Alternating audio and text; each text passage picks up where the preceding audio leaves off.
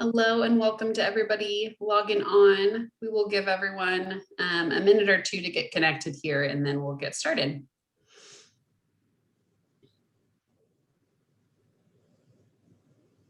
And while we're waiting on folks to log on, if you want to open up your chat box and select all panelists and attendees and just let us know who you are, where you're coming to us from today.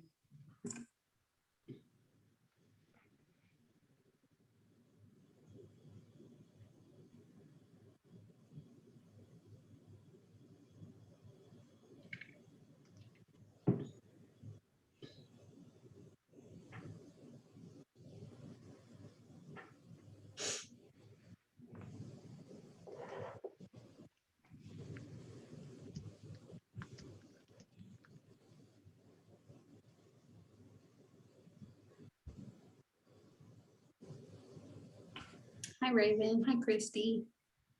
Hi, Stephanie. Hi, Captain Bearden. It's good to have everybody with us today. We're excited to have this presentation in the works. Thanks to Sergeant Griggers with the police department for making this connection between us and the Office of Conservatorship Management to get this set up today. We really appreciate that. Okay, I see your numbers are kind of slow and I have a feeling we will have some folks log on here in the next 5 minutes or so, but in the interest of time, I want to go ahead and turn things over to you all so we can get started. So just a few housekeeping things first. My name is Amy Dunning. I am the Training and Outreach Coordinator for Metro's Office of Family Safety. And I will be here today kind of playing host duties. So if you have any questions, you can drop those in the chat box or in the Q&A feature, and we'll make sure to flag those for our presenters. This presentation is being recorded, so you will have access to it after the fact if there's anything you want to refer back to or share with colleagues. And yeah, I think that might be it. We're going to save all questions for the end, unless they're clarifying questions about something Amy or Carl are talking about in the moment. So with that said, you can either use the Q&A feature or you can just save them to drop them in the chat at some point towards the end of the presentation.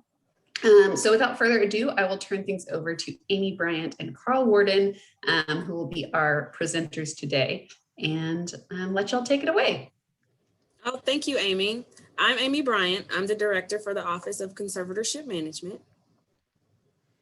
And I'm Carl Warden, and I'm an attorney in private practice that does a lot of conservatorships. And just to give you all a little background on this specific presentation, we did this presentation about a year ago, pre-COVID, for the police only. And then this year, Amy so graciously thought that it would be a really good idea for us to open it up to other service providers as well. And so this is the second year for this presentation. Like I said, I'm the Director for the Office of Conservatorship Management for Metro Nashville.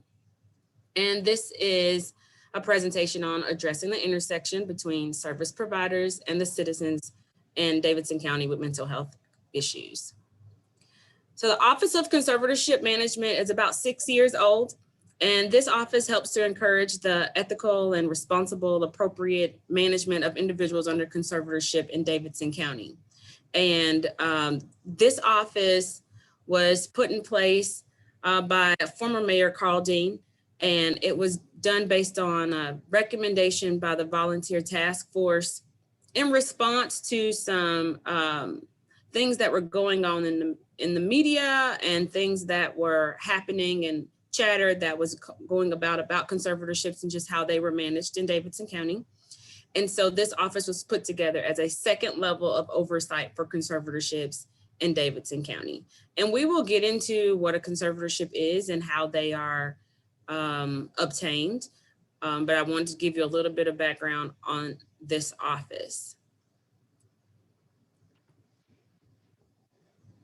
So our office has a partnership with Metro Social Services, whereby we do welfare visits and visit the individuals that are under conservatorship that are located within Davidson County. Some of the individuals under conservatorship that are managed by Davidson County reside outside of Davidson County and one of the surrounding counties. We do not do welfare visits for the individuals outside of Davidson County.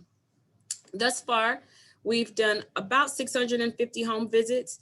Those home visits are either carried out on a random basis as chosen by the courts, or we will receive credible informant information and conduct a home visit that way.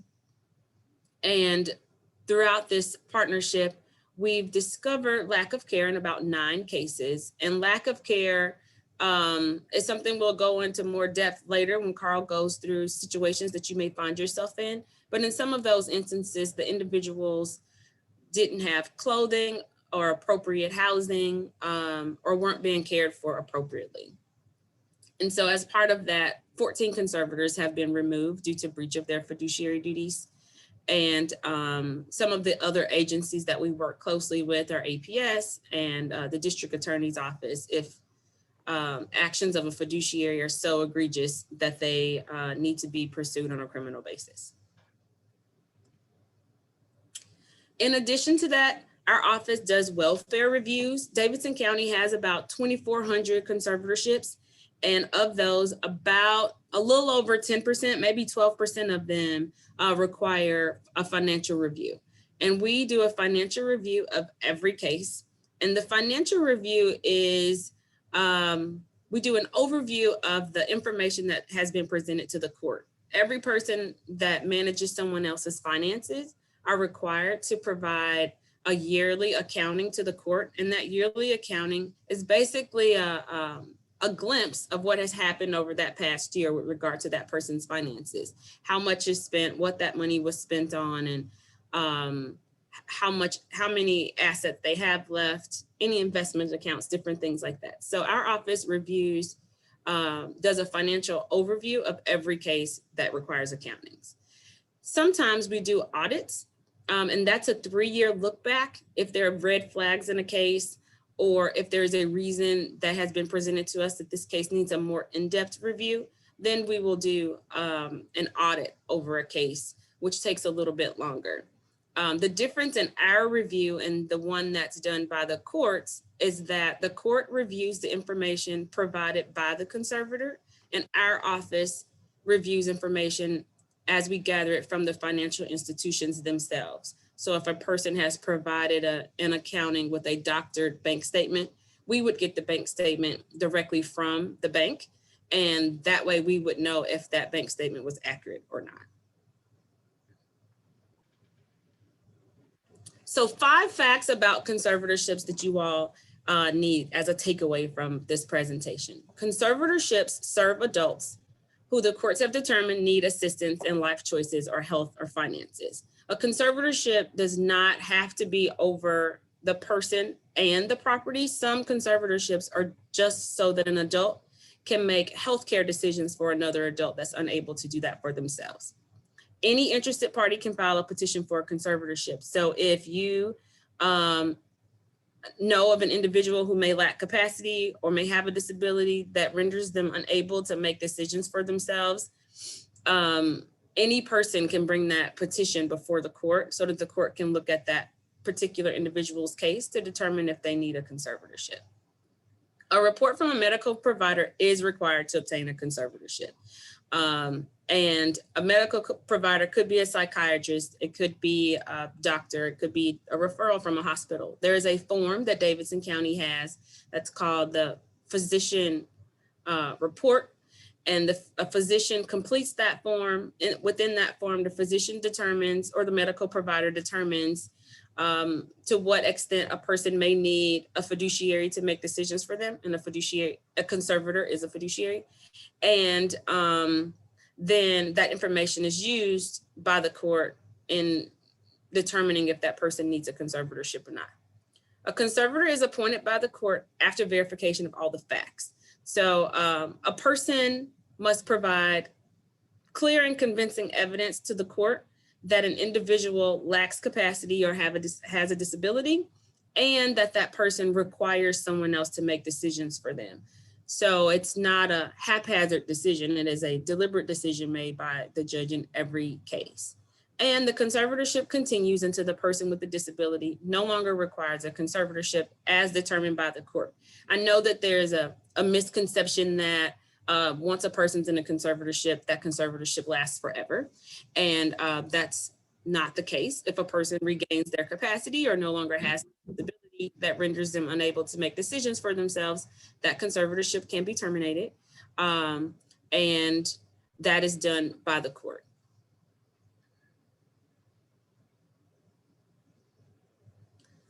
And so I just want to make sure that we hit on the fact that there are other decision-making tools other than conservatorships. A conservatorship is one tool that is used for individuals that cannot make decisions for themselves. However, a durable power of attorney is a document that can be used. A person that has capacity at this point can sign a durable power of attorney so that someone else can make decisions for them should they lack capacity in the future.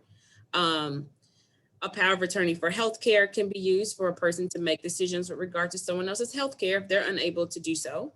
You can have a healthcare surrogate to make decisions for you. You can put together a living will so that your wishes are carried out the way that you want them to be carried out should you be unable to make decisions regarding life support or other life-saving measures. And you can contract for professional services. If you have the capacity to know that you need someone else to help you make decisions regarding your finances, or someone else to make decisions for just about anything, any adult that has the capacity to do so can sign a contract with someone else, giving them the authority to make decisions for them. The difference in these tools and a conservatorship is that a person under conservatorship doesn't have the ability to decide who is going to make decisions for them. And these tools aren't as closely regulated by the court or regulated by the court at all. So the individuals have a fiduciary duty to be responsible when they're making decisions for an individual. However, the court isn't monitoring their actions, but the court is monitoring the actions of a person under a conservatorship. And I can't stress enough that everybody ought to have an executed durable power of attorney for business and one for healthcare in the living will, because you would much rather have somebody you love and trust making decisions for you than somebody like me you've never met. And under Tennessee law, you can nominate somebody to be your conservator if you ever need one in either of the power of attorney documents. Mm-hmm. And so that's something to keep in mind now. Like Carl said, everyone should have one. So that's something you can keep in mind. And you can contact Carl if you need that. Okay, so how is a conservatorship established? And I don't know if I exactly explained what a conservatorship is. I just told you information about it. But a conservatorship is something that the court puts in place so that an adult can make decisions for another adult. That is done by an order for a judge, and a conservator is the person who is making decisions for that other person. So in order for a conservatorship to be established, a petition is filed by an interested party.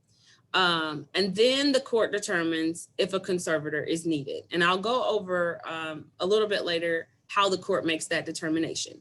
And then enumerated powers are removed from the respondent and given to the conservator. What that means is that there are certain decisions that you can make as an individual right now. If the court puts a conservatorship over you, those decision-making powers will be removed from you. You're not allowed to make those decisions anymore, and someone else is making those decisions for you. And so the players in the conservatorships process are on this screen now. The respondent is the person with the disability. Sometimes you will hear ward being used, but for the most part, respondent is the word that is used to describe that person with the disability. The judge is the person who is in the court that makes the finding that this person lacks capacity or disability and requires a conservatorship. An attorney ad litem is appointed in some conservatorship cases, but not all of them. But an attorney ad litem is an attorney that has been appointed to represent the interests of the respondent. And typically, the attorney ad litem is always appointed in an emergency conservatorship process. But if a person is being evaluated for conservatorship and they do not want the conservatorship and they voice that they don't need the conservatorship, then an attorney ad litem is appointed to represent their interests and to voice their concerns to the court. The guardian ad litem is an attorney appointed to be the eyes and ears of the court. So the guardian ad litem by statute has a list of things that they're required to evaluate and then provide a report to the court so the court has a full understanding of the circumstances within the case. An attorney is someone like me and Carl that could practice any place, but in this particular instance, most conservatorships are filed by an attorney. A conservatorship can be filed without an attorney in Davidson County should a person have the ability to complete that petition. But typically, you would use an attorney to prepare the petition to file with the court. And then friends and family and loved ones are those interested parties that I was speaking about. And those are individuals who are in the life of the person with the disability, if they have that, or individuals that know of the person with the disability that can help them. And then the conservator is the person that is appointed to make decisions for the respondent. A conservator does not have to be an attorney. Most conservators are not attorneys. Most conservators are one of the family members, friends, or loved ones of the individual with the disability. There are, in Davidson County, there is an independent conservatorship panel or independent conservator panel that is maintained by our office. And the judge here can pull a person from that list if an individual has no one else to be conservator for them, but that is a last resort and not a first resort. So the court will enter an order which will specifically enumerate the powers removed from the respondent and vested with the conservator. And any powers not specifically named remain with the respondent. And so by statute in Tennessee, the judge is to make the least restrictive order that they possibly can for the individual under a conservatorship. And there are several powers that can be taken away from an individual, but only those that the individual needs to be made by someone else should be within the order. So the orders in Tennessee are tailored to the individual that has the disability. So how does the court determine if a conservator is needed? A person that is being evaluated for a conservatorship must have a disability or some sort of incapacity. And so that is something that is looked at first. In addition to the form that is provided by a physician, the judge will evaluate more facts in the case to determine if the disability or incapacity leads to a conservatorship. And so if they don't have a disability or incapacity, then no conservatorship is given to them. If that person does have a disability or incapacity, then the court must determine if it's a full disability or incapacity or if they're partially disabled. And then if they're partially disabled, the court will provide either a temporary conservatorship or a progressive conservatorship and maybe a permanent one. And by temporary, there are some conservatorships that only last 60 days, giving time for someone to make decisions for an individual. Typically those happen, or sometimes those happen if an individual is in a car accident or they sustain some sort of traumatic brain injury and they're in the hospital and unable to make decisions for themselves right now, but they may not need a conservator to last for the long term.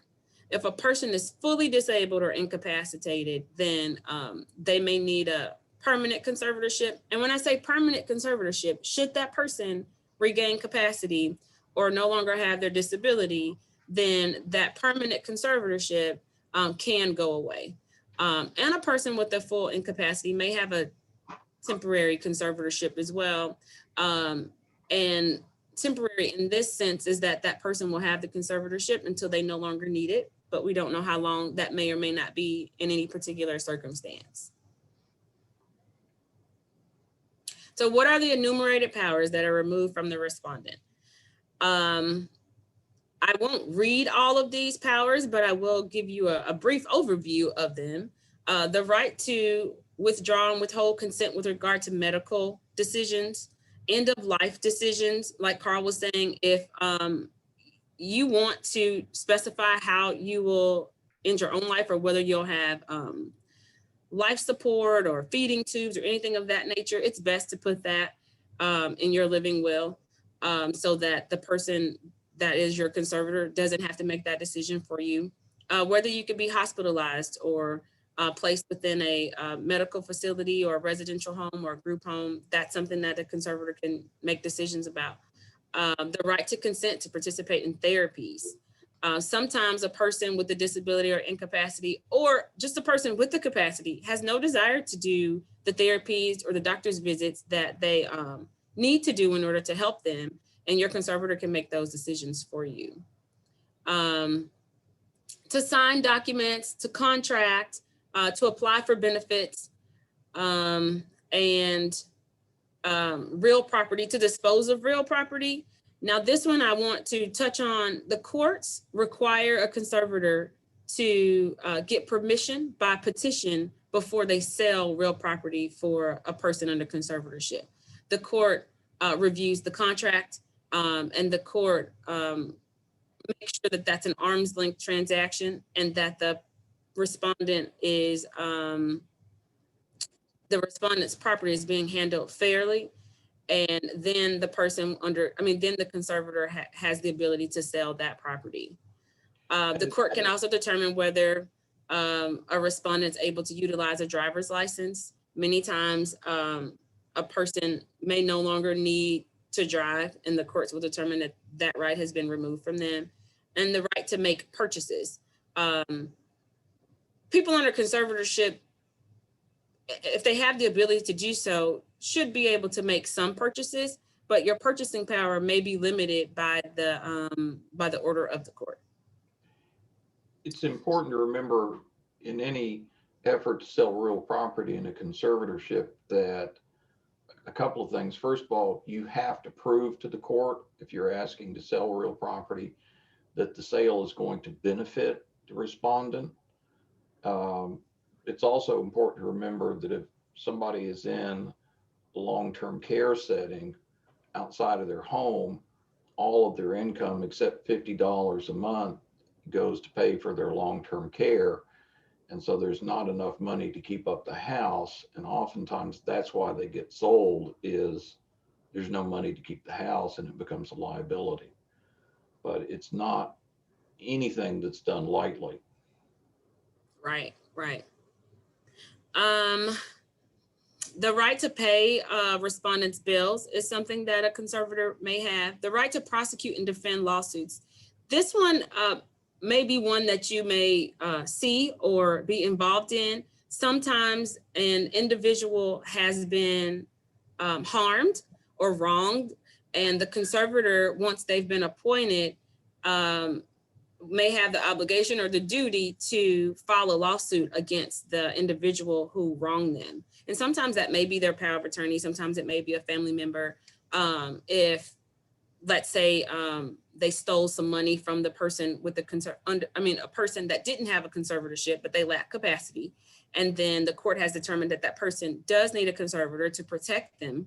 Then the conservator can prosecute on behalf of the person with the disability to recoup any of their losses, and they should. To execute documents, and this is a big one, and one that might come up with service providers and police. The right to communication, visitation, and interaction with persons, including visitors, phone calls, and mail. Sometimes the conservator may limit a person's interaction with individuals for a good reason. And sometimes a person that's a conservator may try to limit interactions with visitors, and it may be for malfeasance. And sometimes communication is blocked or mail is blocked. And this is a situation that I think is taken on a case-by-case basis, whether a person needs to review their mail and needs to have visitors. A person under conservatorship should always be allowed to continue to have a relationship with individuals that were in their life prior to that conservatorship. But sometimes those relationships can be harmful. Yeah, I had a respondent whose boyfriend would use her to drive him around to sell meth, and I did try to keep him away from her. There are good reasons for keeping people away.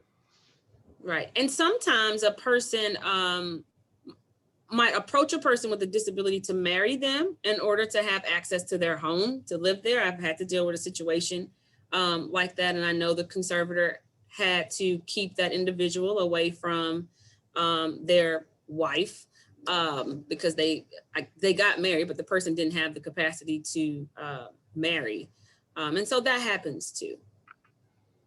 And those people tend to get very upset when they're no longer able to be with this person with the disability that's providing them with a home or money or something like that. And so in that instance, service providers or police may be involved in those situations. And so what are the duties of a conservator? The conservator's job is to make decisions on behalf of a person with a disability. And they make all decisions, whether personal or financial, that are in the best interest of the person with the disability. And so the thing that you need to know most is that the job of the conservator is to make decisions that are in the best interest of the person with the disability, not just decisions that that conservator may think are best based on their own life choices and life decisions. And I guess one that comes to mind would be the type of church that the person under a conservatorship attends. If their conservator, let's say maybe Muslim, and they go to a mosque, but the person under conservatorship, the respondent may be a Christian person and would prefer to go to the church they've always gone to, the conservator cannot make the decision or should not make the decision that the respondent change their religious beliefs. Use of least restrictive alternatives, basically that is do the thing that is the least, that least changes the disposition of the person that they are at the point when they're inside that conservatorship. So if a person with a disability is living in their home and can continue to live in their home, it may not be in their best interest to move them to a assisted living facility if they can continue to live in their home. And that's in the best interest for them financially and medically. A conservator is required to follow court's orders. If it's not in the order, there is no authority to do it. And this may come up, you may see an order of authority. You may see an order from a court that a conservator presents to you, or a conservator may tell you they have the authority to do X, Y, or Z. If that is not within that order, that conservator does not have the authority to make that decision or to do those things. And many of the conservatorships in Davidson County are limited conservatorships. And in those, the conservator only has the authority to make healthcare decisions for them in a lot of those, and medical decisions for them. And so if a person is trying to use that conservatorship order to move a person to a specific living facility or take away their keys or do a number of things that are not within their order, then they're not allowed to do that unless they come back to the court and ask for a conservatorship order that gives them more authority to make those decisions. And then conservators are required to file reports on time with the court. A conservator is required to file an annual status report every year. Some conservators are required to file an accounting. Some conservators are required to file an inventory, and some are required to obtain a bond. The only thing that is required for every conservator is for them to file an annual status report. That status report contains the name of the conservator, the name of the respondent, the disability that the respondent has, if that respondent continues to require a conservator, and where both of those people are located and how to contact them. And that's a way that the court keeps up with the conservatorships. And when necessary, ask court permission and not forgiveness. And that goes back to something that we spoke about before with real property. It is best to ask for, it is required that you ask for permission to do certain things as dictated by your order. And it's best not to sell a home and then come back to the court and let the court know that you've done that, or establish a trust for an individual and then come to the court and let the court know that you've done that. That is inappropriate. So what does this mean for you all? What this basically means is that if a person has been appointed conservator for an individual that has been determined to be disabled or incapacitated by a judge, then that individual no longer has the power to make decisions for themselves, and another person has been given the authority to do that. If the conservator does not act in a way that is appropriate or doesn't fulfill their fiduciary duties, that conservator can be removed and replaced with the successor conservator, which happens sometimes.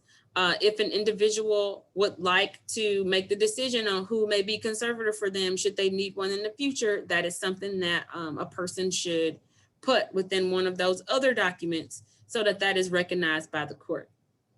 And the conservator must be included in all decisions. And this is probably the second biggest takeaway that you all should know about. If a person has a conservatorship, or if a person appears to lack disability or incapacity, it is best to ascertain if that person has a conservator. And if that person does have a conservator, you're required to consult that conservator regarding any decisions that are being made for that individual. The best way to do that is to ask them for their letters of conservatorship and ask for a copy of the order so that you know the types of decisions that that person should be making for them.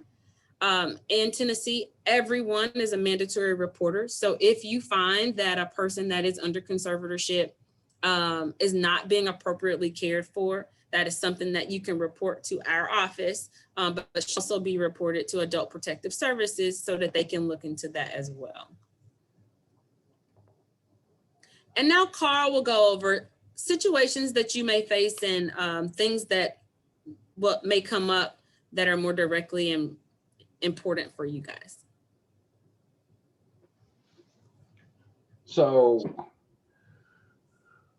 out of several years worth of experience, one of the things that happens a lot is that people who are disabled because they have a mental disorder generally don't think they have a mental disorder. They think everybody else is doing something weird. And so they will make decisions that seem perfectly logical to them, but don't seem perfectly logical to anyone else, like attacking someone who is coming to talk to them. Paranoid schizophrenics do that a lot. And one of the big ones is elopement. That's the term that we use. I'm not sure where that came from, but when they don't like the way things are, they'll just go someplace else. I had one person go to Detroit because they weren't getting good cell phone reception in their group home in Nashville. Other people have left just because that's what they want to do, and they're somewhat difficult to find. A lot of people will skip medical appointments, and they need medical appointments, and somehow or another they have to be tracked down, or people know where they are. I've had people, I know where my respondent is, where my ward is, and they will not go to the doctor. And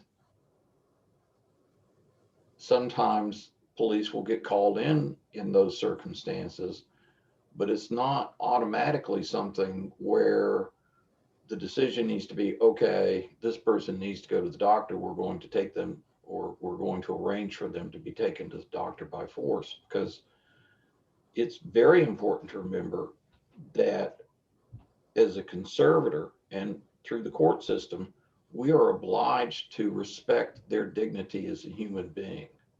We are obliged to remember that they're not just the symptoms that got them into the conservatorship. And if they are in fear of going to a doctor, then forcing them by strapping them down in a gurney and trotting them to the doctor may not be the very best thing to do. And just because we think it's a logical thing does not mean that they will also think it's a logical thing. And sometimes the very best thing that can happen is that they are given a chance to volunteer to go to the doctor, or they're given a chance to volunteer to go to a psychiatric hospital.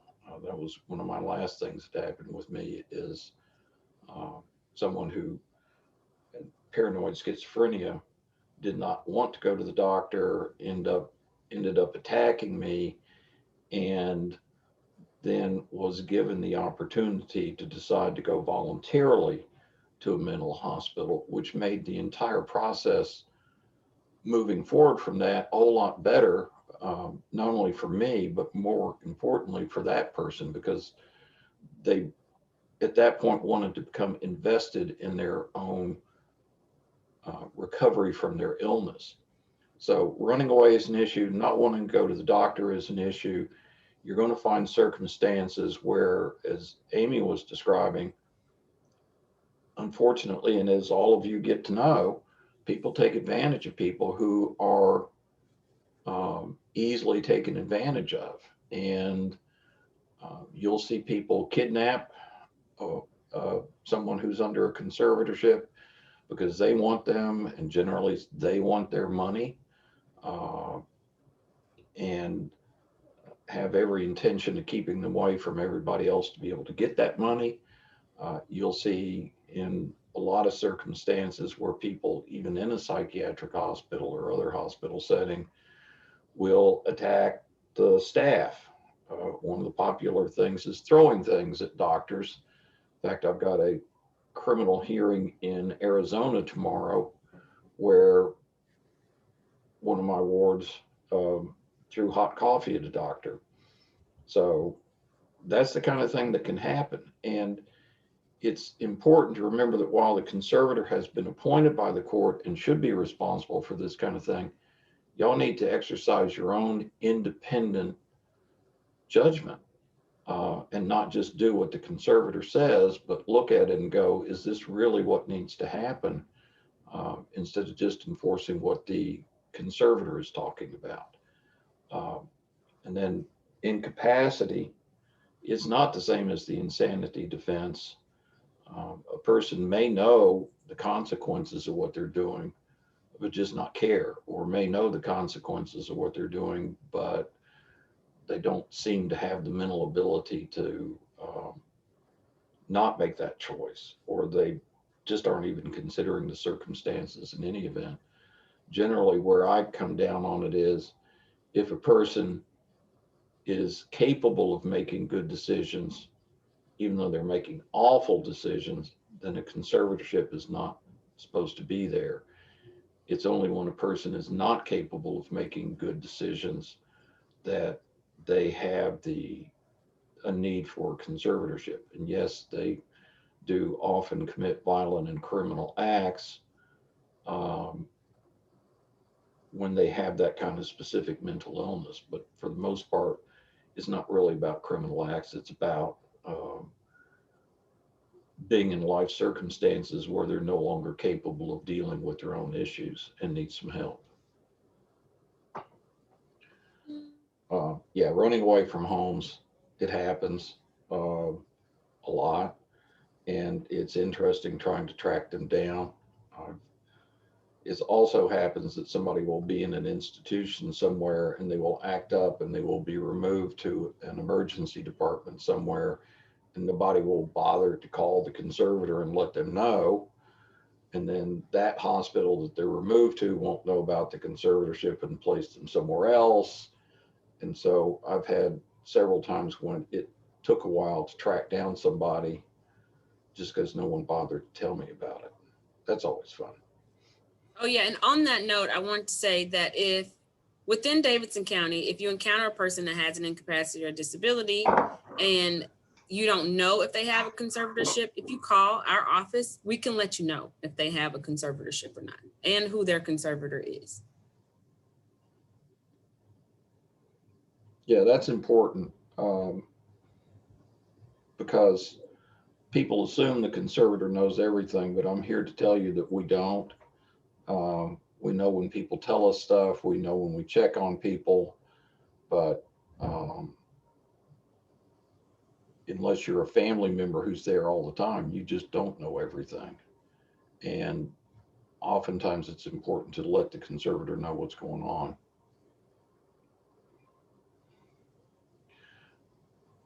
Yeah, conservators, I can make a decision for someone, but that doesn't mean they're going to do it.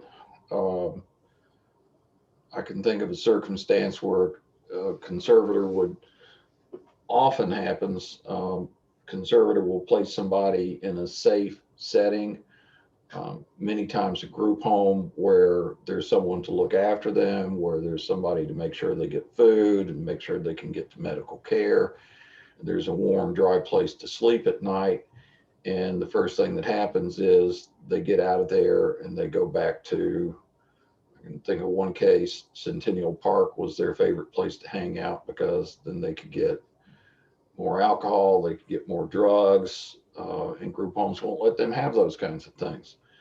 And just because you say they have to do it, it's not a magic wand. I can't make people do stuff, and I will not use force unless there is absolutely and without question no other means of doing it. And I won't use force myself. I don't get into fights. It's where that any sort of danger is present, I would much prefer that the police be involved so that everybody's rights and everybody's safety can be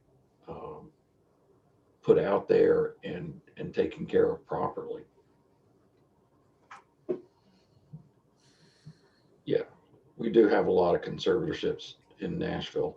We have 2 judges working pretty much full time to deal with conservatorships, and I'm going to let Amy talk here in just a minute, aren't I? But a lot of it is because we have a lot of hospitals that take in patients from all over the state, and in the case of at least one hospital, Vanderbilt, from a several state surrounding area.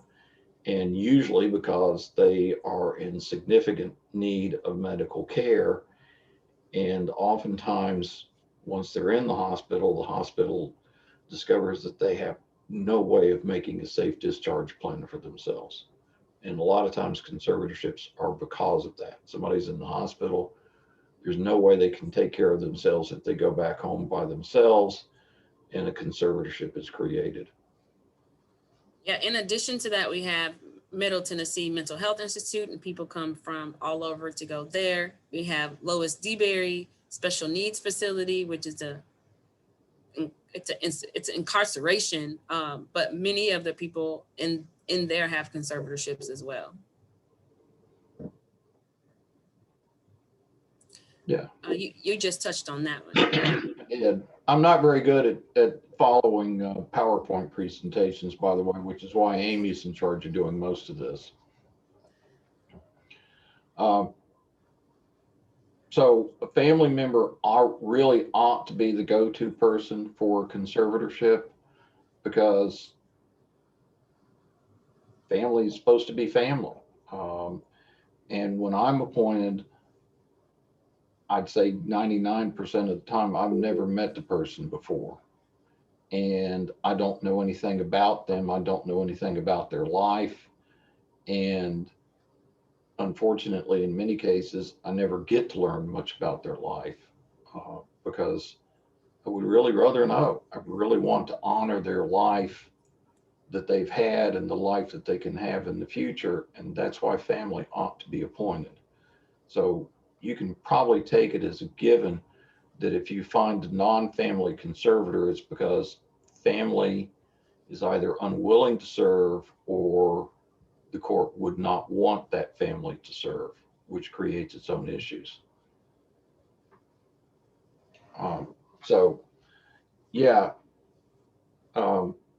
Police may be called when the respondent is served with an emergency petition.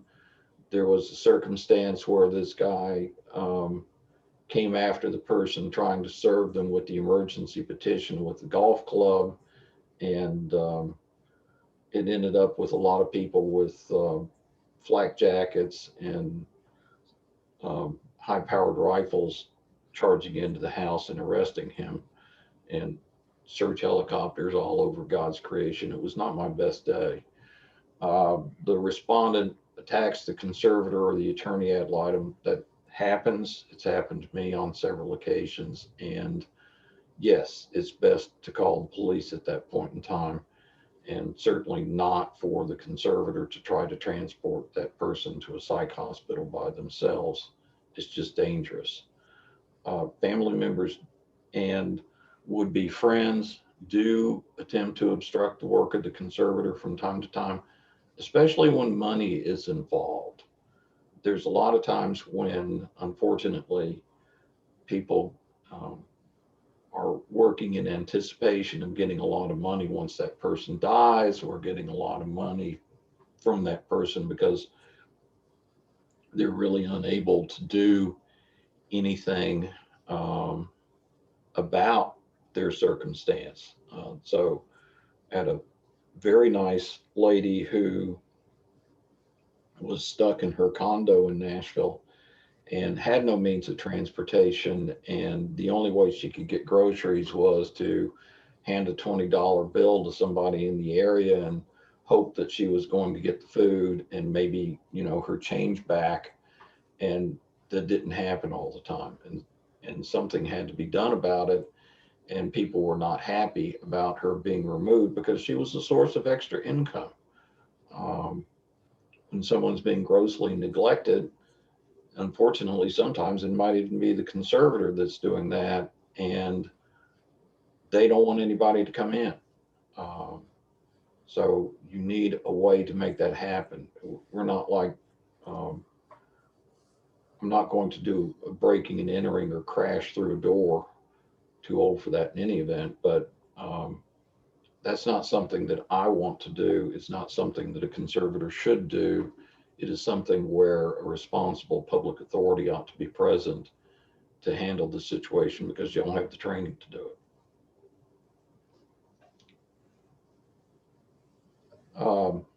So yeah, with a mental illness, a person having an episode, especially certain kinds of mental illnesses, they may not even comprehend that they are being dangerous to other people. And as I say, when you have a lot of different mental illnesses, your perception of what is reality is not the same as yours and mine.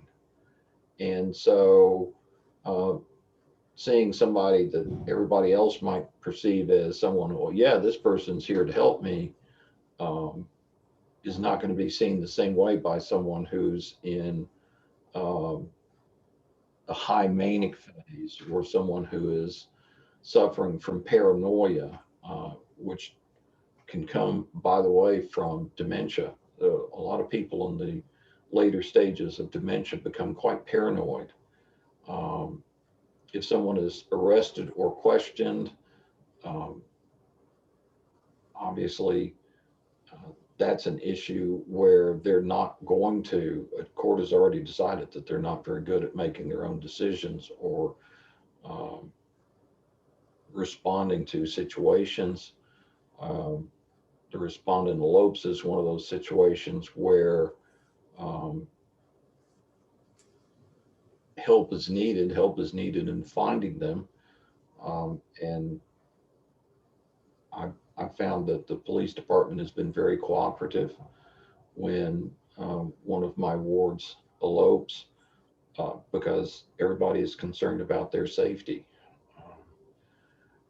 And yes, I had one guy who was being held in a long-term care facility because, well, he really was not safe anywhere else. And he spent the entire afternoon calling the police to help him be freed from this prison that he was being held in, even though he had no ability whatsoever to get out of his own hospital bed or locomote himself in a wheelchair.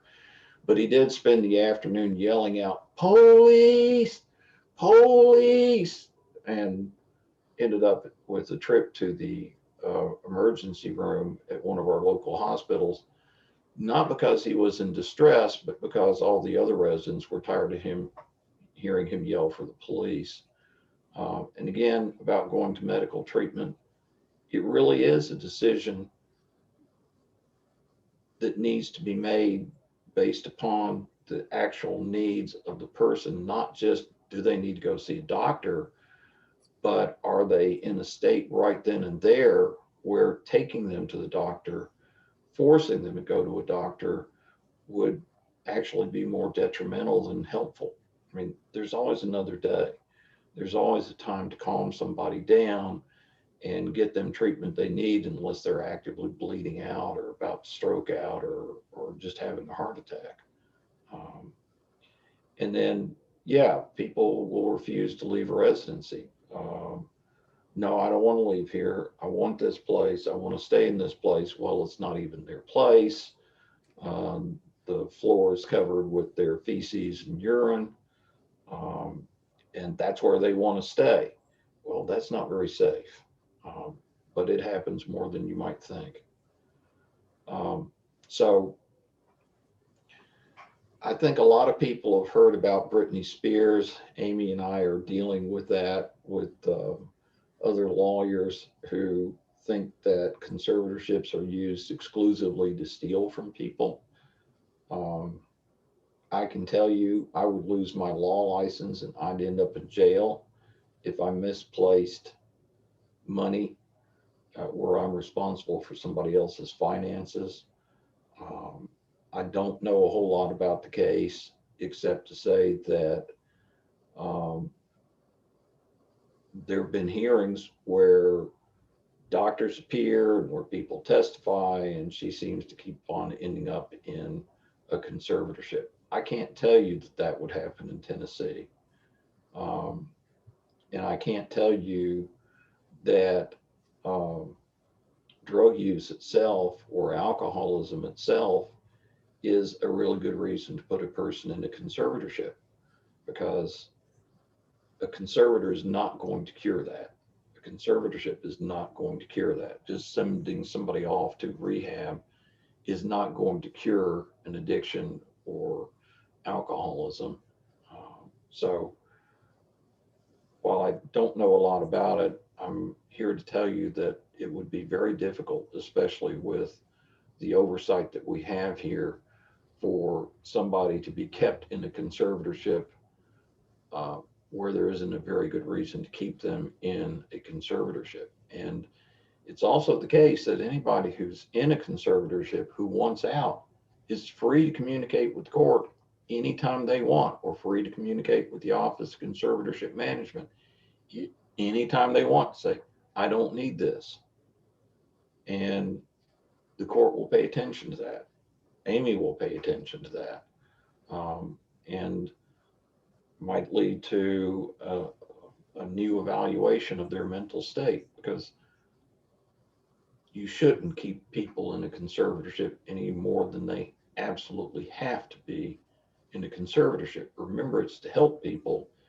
It's not to just, sweep them under the rug of society because they're a pain in the tuchus. I've watched I Care So Much, and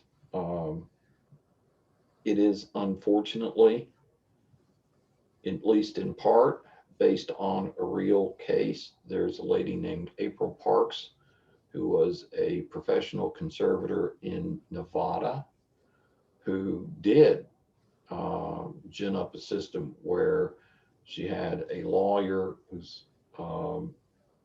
cooperated in this venture. She had doctors who were not paying too much attention or who just didn't care. I don't know.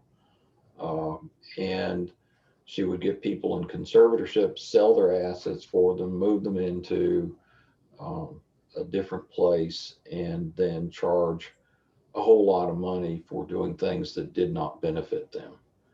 It would be difficult for such a thing to happen here.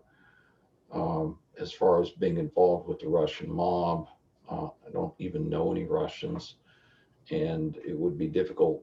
Uh, I think that part was just not even based on reality. But Ms. Parks and her attorney, and I think at least one other person, they're all serving time in Nevada for what they did. And there has apparently been some much needed reform going on in the courts there to make sure that that kind of thing can't happen again. Um, there's a lot of care and attention here in Nashville that goes into making sure that conservatorships are not and cannot be used to take other people's money. And reality is often more mundane. Yeah, I mean, reality is often that grandma or granddad are not taking care of themselves. They're not going to the doctor. Um, they're not able to clean up after themselves. Um, Somebody becomes a hoarder. And I mean, I've been in places where the rooms are stacked floor to ceiling with stuff. Maybe not garbage, but stuff, papers, newspapers, anything out there. And there's just barely room to get from the front door to wherever they go, and they don't bathe and bad things happen. That's the more frequent kind of circumstance. Um, do conservators use their office to steal money or change wills? Yes, they do. That's why Amy's around. That's why her office is around. And it's important to remember that if somebody tries to probate a will, go to court with the will and get it enforced, there will be a court to look at. There will be people to look at and go, wait a minute, did they have the capacity to enter into that will? Was somebody trying to unduly influence them? And that's why courts require an inventory. It's a listing of everything this person has. A bond, it's not like a bail bond. A bond says it's an insurance policy that is taken out to make sure that the conservator doesn't make off with money. So if I were to get a bond and I were to steal somebody's money and take off somewhere, the bond company would come in and pay that money back into the court up to the limit of the bond and then come after me, which they should. Bonds are a very important piece of financial security in conservatorships, as are accountings. In fact, in an accounting, I can guarantee you that there are a lot of people looking at everything. When I do an accounting, it's a check, I show the court the copy of all the statements to get a copy of all the checks, the front and the back. If it's a transaction like a debit card or a money transfer, a wire transfer, all that's taken into account. Every single penny needs to be taken into account, and that's a very important thing. Cutting off communication with family and friends, that's just not right. Not unless there's a really good purpose for doing it. As the circumstance I was talking about, the boyfriend that really used my respondent as a means of transportation for going around and selling meth. I just thought that was dangerous and I didn't want him around. But I would not even then cut off phone communication because she loved this guy. Even if I didn't like him much, she loved this guy and it was important for her to have communication with him. And because of that kind of thing, because of several famous cases where you might guess money was involved, cutting off communication without a specific good reason and without getting court approval first can mean that the conservator can become financially liable for cutting off communication with family and friends or pretty much anybody that the respondent wants to talk with. It's not a prison. Conservatorship is meant to help people, and when it gets turned into some sort of confinement, that's when a sharp eye needs to be kept out by the courts, by Ms. Bryant, by other conservators, and by you guys, the police and the citizens.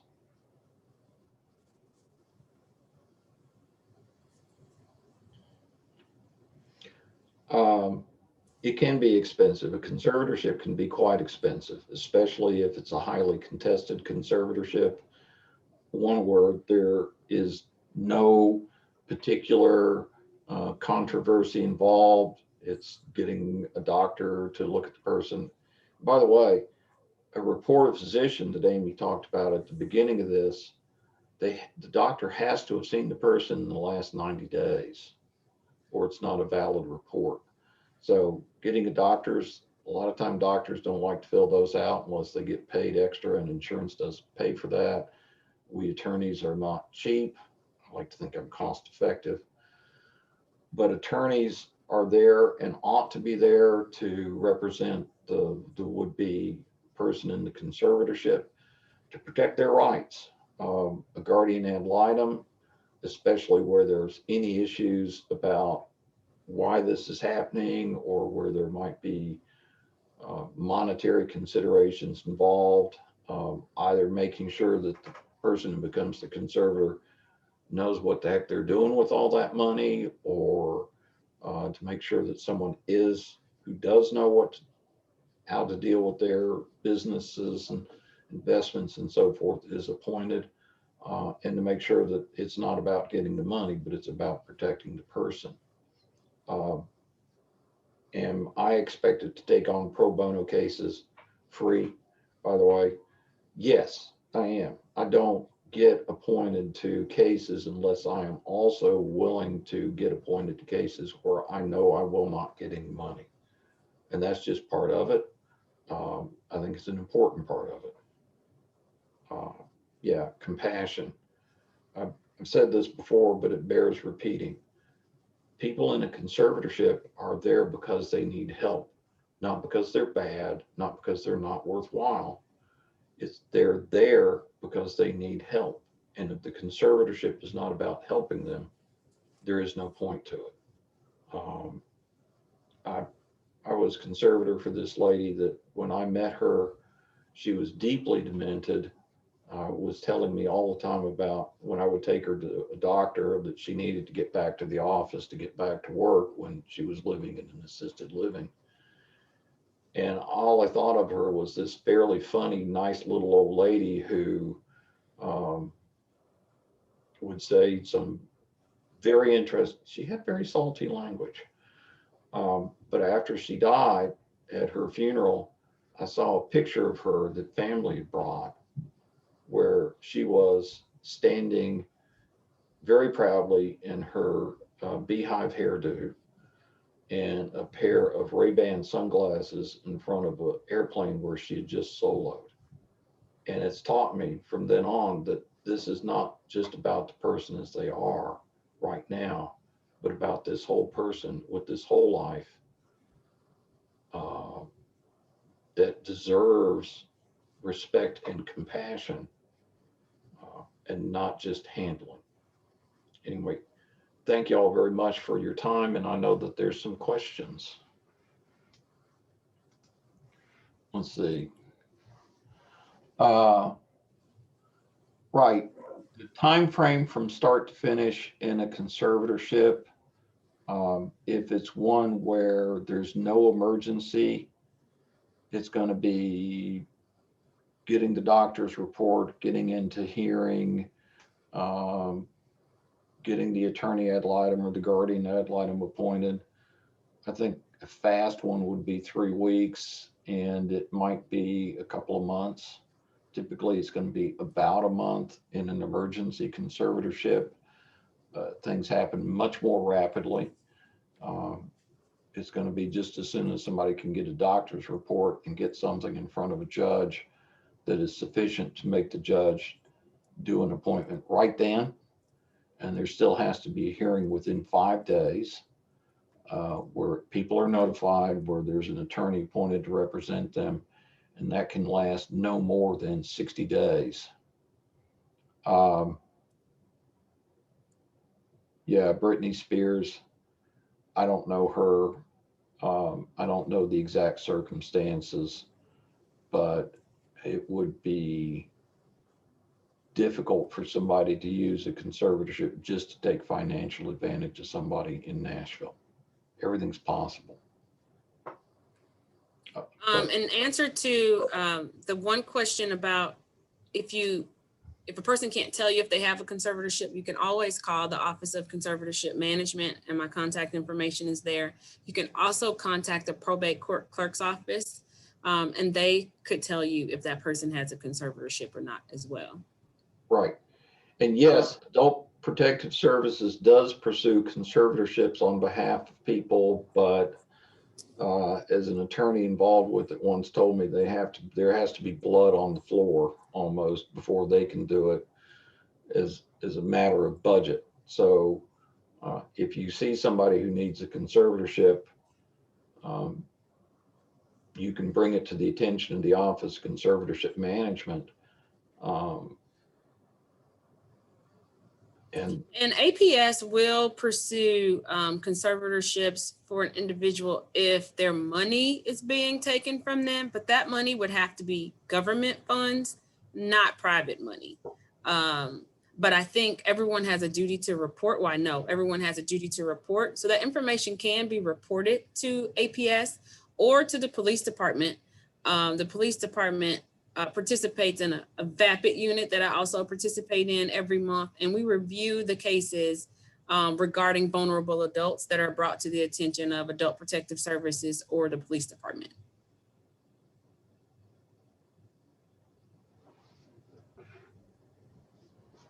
I don't see any other questions on here, but I will second what Carl said. I don't know enough about the Britney Spears case to have an opinion on it, but I do know that California has a very comprehensive conservatorship process, and their statutes are very similar to ours.